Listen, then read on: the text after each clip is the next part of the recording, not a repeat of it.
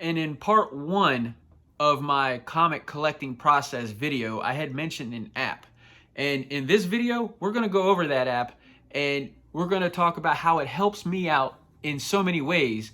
And it's an awesome app, the Comic Geeks app. So let's go ahead and go over it.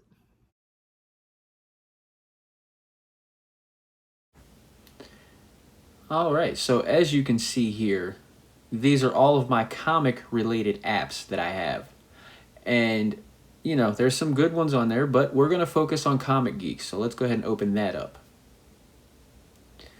All right, so this is the main page when you open it up. And as you can see where you see Namor, Alpha Betas and stuff, that's just showing all of the subscriptions that I have on the app.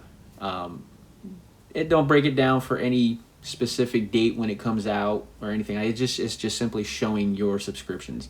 Below that, you can see the books on my current pull list for this current week, which has passed already. So that's just showing that, and yeah, I mean it gives you a good interface. It's a good interface for the opening, so you can kind of get a good glimpse of what you have going on. Yeah. So let's go ahead and look at the releases. Now you could see it breaks it down to new comics, subscriptions, and pulls. So new comics, we'll go ahead and open that up. So let's get that open. All right. So that just shows you your new comics that are coming out, all new comics that are coming out that current week, and it breaks it down by publisher. So if you're looking for something or you just want to browse, it makes it easier to see what's coming out that week. If you just want to, break it down by publisher. So that's a pretty cool feature, I feel like. And then also, we can go ahead here and we can look at subscriptions. And this shows every subscription that I have, whether it's your monthly single issues or your trades, annuals, whatever the case, everything is right here. And in each box, in the little right corner of each box for each comic, it shows you the date of the next release of that title. Now, if you're only pulling just the trades as an example, it'll only show the date for that trade. Now you see these with no dates. Those have all either ended or there's no release dates or whatever the case. Now we'll go to pulls. Now these are broken down each week what is on your pull list. Now the week of November 2nd, it shows my pull list for that week. To the right, all the way to the right, it shows a dollar amount, so it kind of gives you an idea of what you might spend that week, as well as the amount of books that week. Now, like I said, I don't always get every single book that is on my pull list. A lot of times I don't get every single book, so I do put books on there just as a reminder sometimes, like so I don't forget. And yeah, so this week right here is what's coming up this coming up week. Or actually, I'm sorry, this is this week. Yeah, so I mean, it's just a good idea of what you got, keeps things organized, and helps you remember things. So I find this right here for me is the most useful part of the app, because this is what I look at when I go to Heroes every week, just to kind of go over things, make sure I'm not forgetting anything or whatever the case.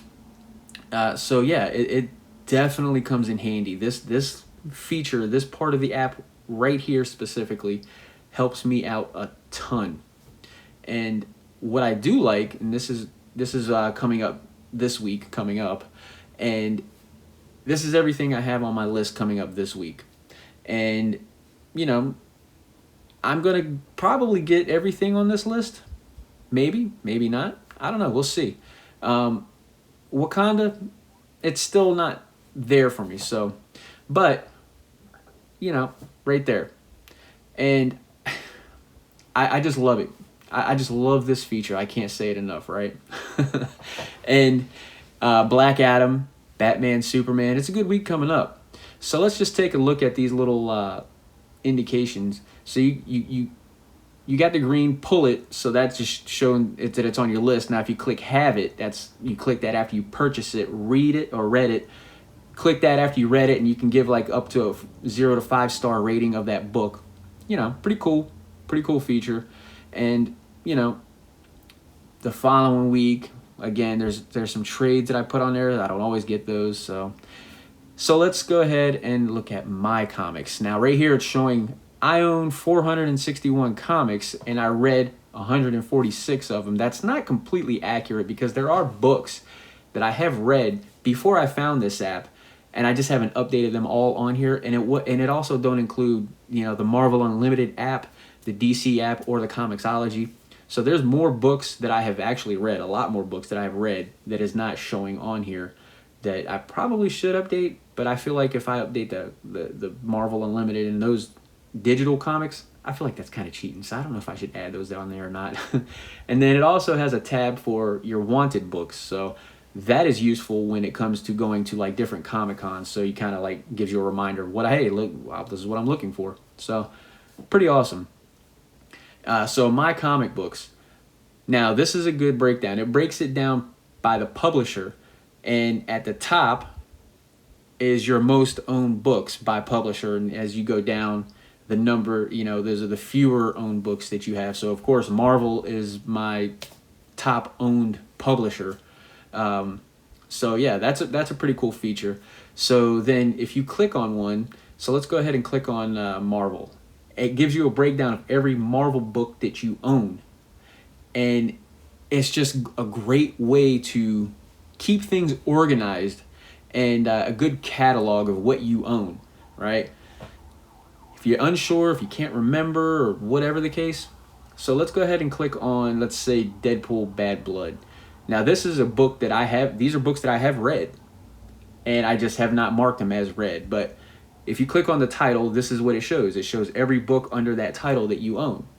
And you know, yeah, it's a really cool feature. This is amazing. I love this. And right here, if you go to activity, this pretty much just shows, you know, when you add books or if you read or whatever the case, it just shows all of your activity within the app right here. So that's pretty cool. Then you go to stats, it gives you a breakdown of everything, of, you know, again, the cost and everything. Now these categories right here, this top covers, top cover artists, for example, I do not own not one Peach Momoko cover at all.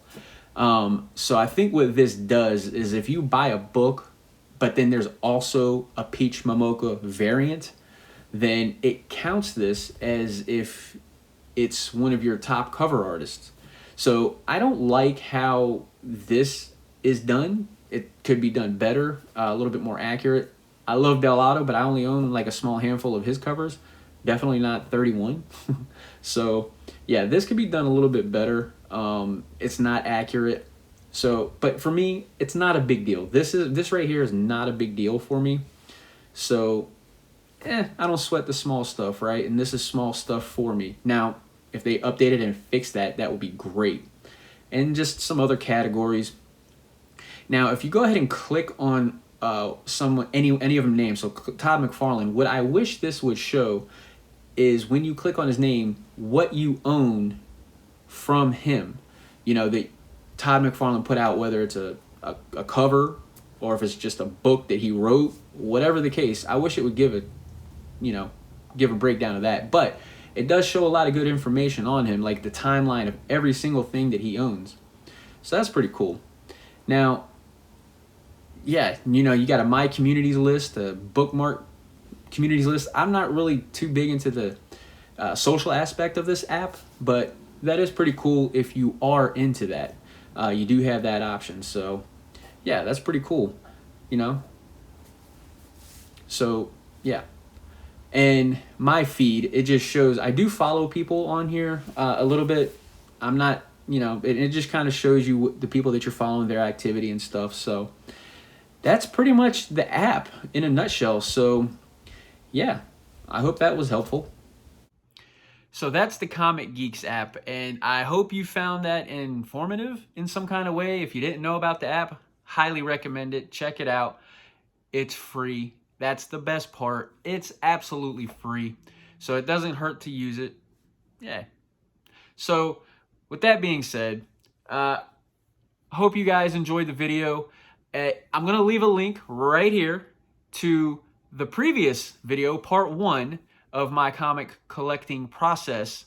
And yeah, hope you guys enjoyed the video. And I'll catch you all on the flip side.